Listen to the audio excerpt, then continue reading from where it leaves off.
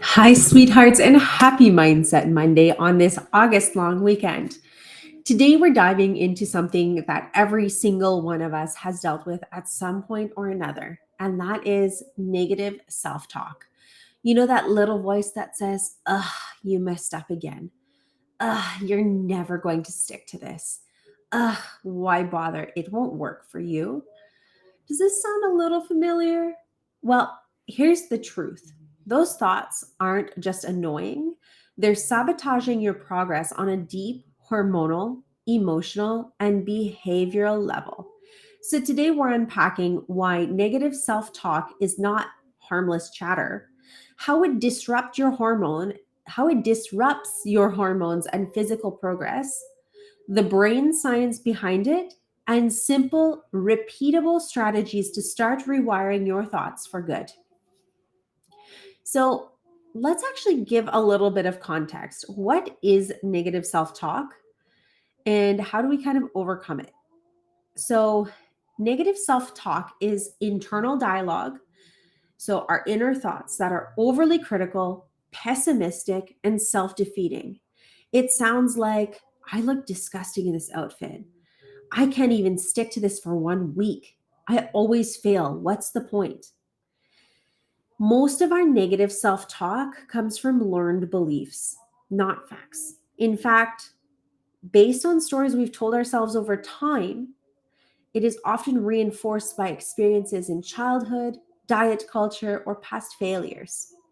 And we have at least, 6,000 thoughts per day. And studies estimate that 80% are negative and 95% are repetitive.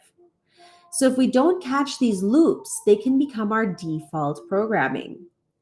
A 2014 study in behavioral research and therapy found that individuals who practiced positive self affirmation for 2 weeks experienced significantly lower stress levels, improved problem solving, and all under pressure. It's not just mental, that's hormone regulation in action. When it comes to negative self talk, it's not just that you are being hard on yourself. You're triggering a hormonal cascade that affects everything. And here's how: stress hormones, the dreaded cortisol, the one that I talk about every single week. When you think, I'm failing, your brain will interpret that as a threat. This activates your hypothalamic pituitary adrenal axis, which is the HPA axis. Axis. And it releases cortisol. Chronically elevated cortisol can lead to belly fat retention, poor sleep, mood swings, craving, and insulin resistance. A 2021 study in psychoneuroendocrinology linked self criticism with higher basal cortisol levels and impaired emotional regulation. What does that mean? It means that people who are very critical of themselves will almost always have high cortisol, high stress levels, and it actually impairs or hurts our emotional regulation. Our second thing that it impacts is thyroid function. Negative self perception increases our anxiety. What that does is it increases our stress, cortisol levels, and that actually suppresses our T3 conversion. What does this mean in layman's terms? It means that it'll give us less energy, more brain fog, and a slower metabolism, especially for women in perimenopause or those of us with hypothyroidism. The third step is that it actually creates a behavioral sabotage loop. Okay, this is the self sabotage feature. You skip a workout, so you think, oh, I'm so lazy. And then you feel guilty, and then you binge eat, and then you say, see, I knew I'd fail. Your nervous system never gets a break. Your body is always in a state of fight, flight, or freeze. It's not that your body is stuck, it's your beliefs about your body that are keeping you in a loop.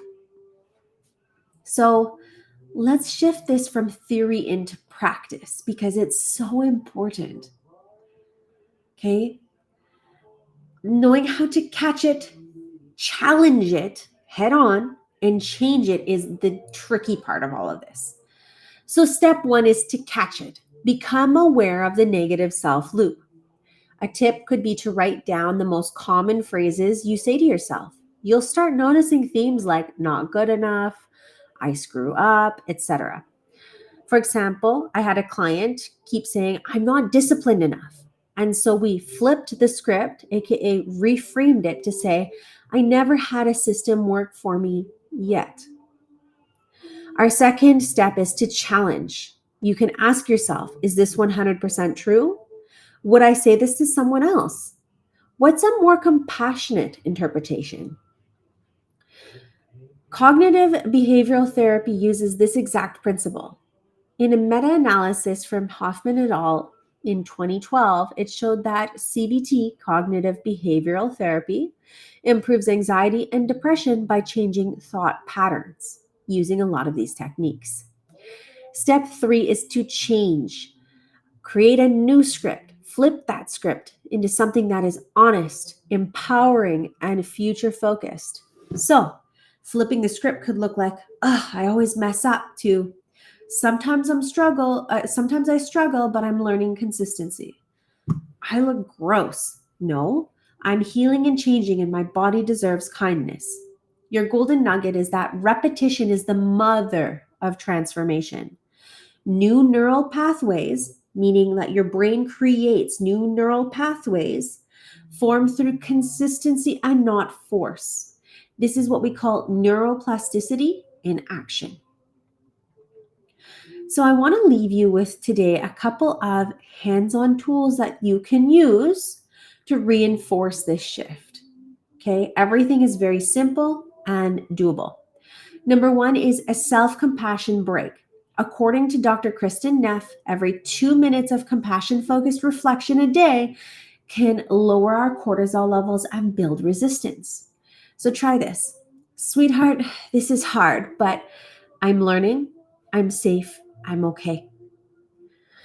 Second step, morning or evening journaling. Couple prompts for you. What's one limiting belief I'm carrying today? A limiting belief is a limit that you've placed on yourself as to your capability to do something. What do I choose to believe instead? And this is going to set up the tone for your entire hormonal and nervous system balance. Three is community support. Surround yourself, like in this community, with people who mirror your growth, not your doubt.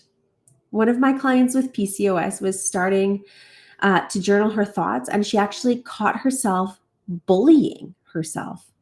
3 weeks later, she had better adherence to her workouts, way less binge eating episodes, and even reported more stable energy levels.